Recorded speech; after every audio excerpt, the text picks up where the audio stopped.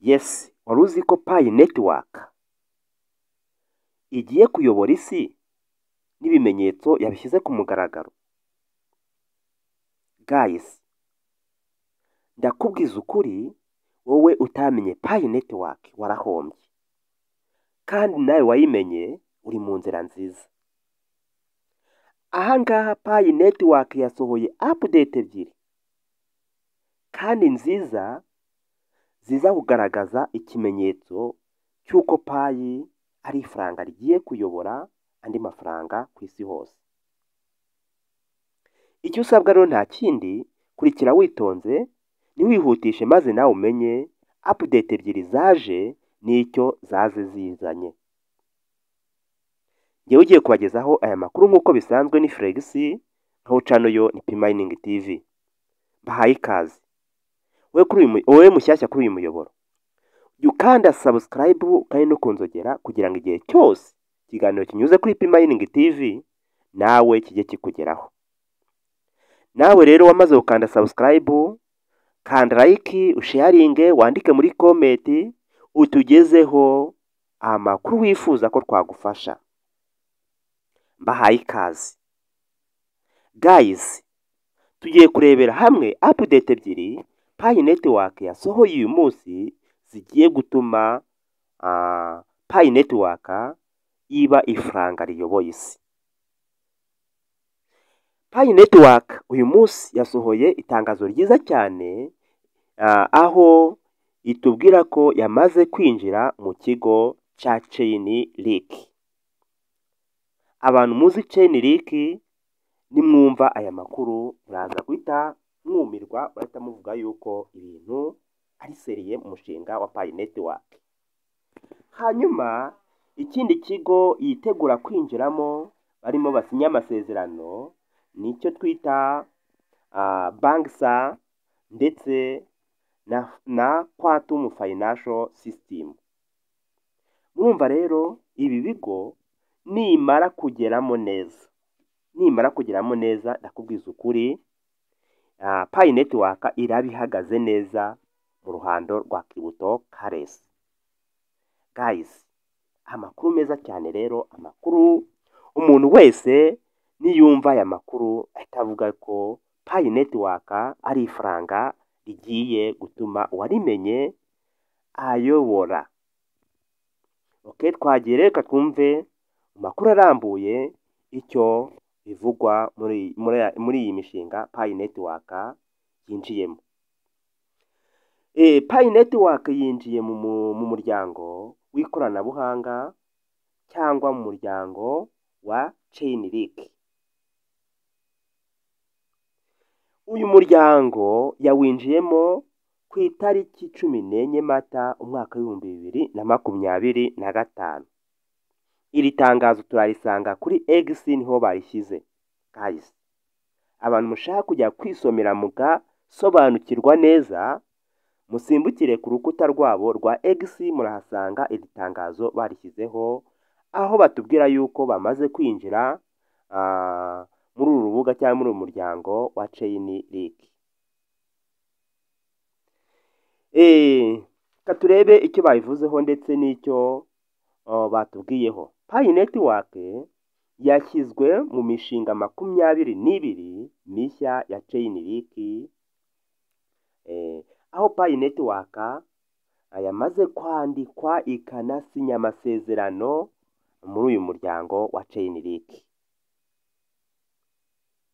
Chainlink yayinjijemo mu rwego rwo gutanga amakuru y'ukuri, data feed, ku biciro byayo bya coin. Murabyumva? Hano Chainlink izajya itangaza ibiciro bya Pi Network by'iyi coin. Ubu Pi coin igiye kujya ahaboneka muri data feeds za Chainlink. Bizafasha imishinga ya blockchain kubona amakuru y'ukuri kandi yihuse ku giciro cya Pi Network. Buriya murabizi yuko hari amasoko menshi cyane yanze kwihuza na Pi Network ko batamenye igiciro ku buryo buzwi neza.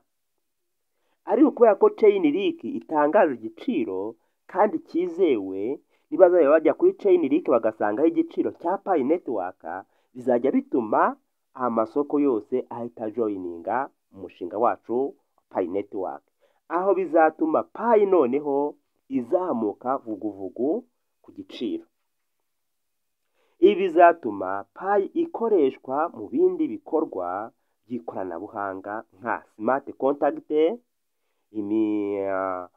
imikono ya blockchain ndetse na dApps zitandukanye. Murabyumva? Aha ngaha bizatuma ibigo byinshi cyane byinjiramo, aho na bya bindi byari byarasunye gutangira gukorana na Pi Network bizahita noneho bitangira kwinjiramo ku buryo bugaragara. Ibi rero bizahita bituma Pi Network igiciro gitumbagira kigere aho abapayona twese twifuzaga, ariho kuri GCV. Guys, twakomeje. Amakuru ni menshi cyane bavuze kuri uyu mushinga. Impamvu rero nyamukuru Pi Network yinjiye muri Chainlink ni iyi. Chainlink ni urubuga rukomeye ruzwiho gutanga amakuru yizewe ku mishinga ya blockchain. Kandi ikindi bakomeje kutubwiraho, batubwiye yuko kwemera Pi muri sisiteme yayo ni intambwe ikomeye cyane mu gusakaza amakuru ya Pi ku isi hose muri web free. Murabyumva? Aha ngaha mu gihe cya web free, Chainlink izaba yamaze gutangaza amakuru ya Pi Network ahantu hose hatandukanye, ariho bizahita bituma Pi noneho yinjira muri web free ku buryo bugaragara. Bakomeje batubwira ngo byongera icyizere cya Pi coin ishobora kuzanwa no ku yandi masoko nka Binance cyangwa Coinbase, kuko ubu igaragara nk'uko ubu ngubu igaragara kuri OKX, Bybit ndetse n'izindi exchange. Murabyumva rero, ino web free izanye akantu keza cyane, niba izatuma niba igiye gutuma Pi Network iba listed kuri Binance, ikaba listed kuri Coinbase. Aha ngaha rwose guys, nta gushidikanya Pi Network igeze mu ruhando rwiza cyane, aho byanga byakunda izayobora isi. Icyo bivuze kuri Pi community, dApps nyinshi zizatangira gukoresha Pi coin mu buryo bugaragara, kandi bizayongerera agaciro guys. Nimara gukora ku buryo bugaragara, n'agaciro kazatangira kuzamuka nk'uko natangiye mbibabwira. Hari abantu nakomeje mbwira ngo buriya kuba wenda baravuze ngo GCV zahita yitereka aho ngaho. Reka ibi bikorwa tugenda twinjiramo, iyi mishinga bagenda batwinjizamo, ibikorwa bigenda bitandukana binjiramo, nibyo bizatuma habaho web free, ndetse duhite tugeraho naho GCV itangira. Pi Network izagenda izamuka aho izagera kuri GCV. Bakomeje batubwira ngo bizafasha mu gutuma abantu benshi bayimenya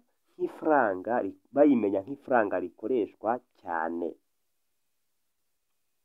Iyi Chainlink izatuma abantu benshi cyane bamenya Pi Network nk'ifaranga rikora neza kandi ku isi hose.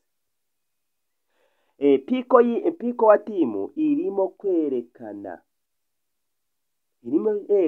ko iri gutegura neza open mainnet no gufatanya mu bikorwa bikomeye muri ubu bucuruzi bwa cryptocurrency. Narababwiye ngo buriya nubwo habayeho open mainnet, ntabwo irabaho 100%. Ntabwo open mainnet irabaho 100%, kuko buriya hari ibikorwa byinshi cyane mu mushinga bitigeze bitangazwa kandi bigiye gutangazwa muri iyi minsi. Urugero nk'iki giciro uko kizagenda kigaragara kizamuka, niko nibyamara kugenda bigera aho Pi Network yifuzaga ko Pi igera, nibwo noneho bazatangaza Open Mainnet nyirizina. Ijambo rya nyuma ngiye kuvuga rero kuri iyi nkuru, umuntu wese agomba kuzirikana, duhita tugenda kuri Quantum ndetse no kuri Banksa turebe ngo biravugwa ngo iki. Pi Network iri kwinjira mu giciro cy'ibanze cyo guhabwa agaciro nk'ifaranga ryifashishwa mu bucuruzi bwa Web3. Wabyumvise guys? Ngaya makuru rero meza cyane. Pi Network irimo iragenda yinjira noneho aho igomba guhabwa igiciro igatangira gukora muri Web3. Ihuriro rya Chainlink rikemera ko ari ikimenyetso gikomeye cyo gutangiza iki gikorwa cyo gutanga igiciro ndetse no gutuma habaho igiciro cya Pi Network. Guys, ndagira nkubwire ngo byanga byakunda Pi Network iri mu nzira nziza cyane, irimo iratanga amakuru meza cyane. Niba igiciro kirimo gitegurwa, imishinga ikaba irimo igenda yakirwa sorry guys, sorry narwaye hano muhogo ntabwo ndi kubasha kuvuga neza, murihangana ariko amakuru ntabwo nari kwihererana ntiyabagejejeho. Okay, murumva rero ni amakuru meza cyane, ni ahantu Pi Network itazatugeza. Okay, reka turebe muri makeya rero Banksa ndetse na Quantum Financial System icyo noneho yaje ikora. Banksa yo noneho ni umushinga umeze gute? Irategura gukora iki mu mushinga wacu wa Pi Network? Banksa ni urubuga rwemewe gukora serivisi zo guhuza amafaranga asanzwe na fiat money, ariyo fiat money ndetse na cryptocurrency. Hano rero Banksa nta bintu byinshi cyane nza kuyivugaho kuko n'ubundi nari nayibabwiyeho bushize, aho Banksa noneho yinjiye mu mushinga wa Pi Network, aho izajya ifata Pi ikayivunjamo fiat money, aho uzajya ujya kuri banki ukavunjisha Pi bakaguha amafaranga asanzwe. Hari abantu benshi cyane bibazaga ngo ese ubu noneho Pi zacu tuzazibikuza gute, tuzazibikuriza hehe? Ibyo byoroshye rero, uzajya ujya kuri banki uvunjishe nk'uko bisanzwe. Hano nababwiye yuko ibihugu birenga 100 byamaze kwinjira muri uyu mushinga bikorana n'iyi Banksa, aho uzawujyana cryptocurrency faranga coin runaka ukajya kuri banki ukavunjisha ugahabwa amafaranga asanzwe. Rero nayo n'ayandi makuru meza cyane, nimba Pi Network yamaze kwinjira hano muri Banksa, nta kindi ibintu bikoje kuza bikuryoha. Uzajya ufata amafaranga, uzajya ujya na Pi yawe uyivunjishe baguhe amafaranga asanzwe. Okay, ahubwo reka twihute kuri Quantum Financial System. Quantum Financial System noneho imeze gute, ije gukora iki? Quantum Financial System ni systeme igiye noneho gufasha Pi Network kuzajya yihutisha transaction. Hari igihe wenda wakoraga transaction hano kuri exchange ukamara nk'isaha wenda utarabona igisubizo cyangwa amafaranga atarakugeraho, ugatangira kugira impungenge ugira ngo wenda amafaranga yawe barayagutwara cyangwa ni abascam.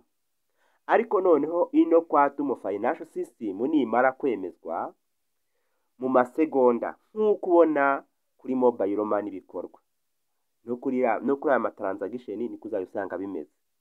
Quantum Financial rero nayo ni systeme nziza cyane igiye kwinjira mu mushinga wa Pi Network, aho izajya idufasha gukora igikorwa cyihuta cyane, kubika no kubikura amafaranga yacu ya Pi Network. Yes guys, ndabashimiye rero, ndakomeza mbashakira amakuru kuri ibi bijyanye na Quantum Financial System, tumenye nimba bamaze kwemezanya ko Quantum igomba gukora muri Pi Network, ndayabagezaho nibimara gukunda. Ndabashimiye rero, dukomeze tubane mu makuru akomeza gutambuka mu mushinga wa Pi Network, babwira ngo dukomeze kwibuka, twiyubaka. Bye, tubonane mu yandi makuru.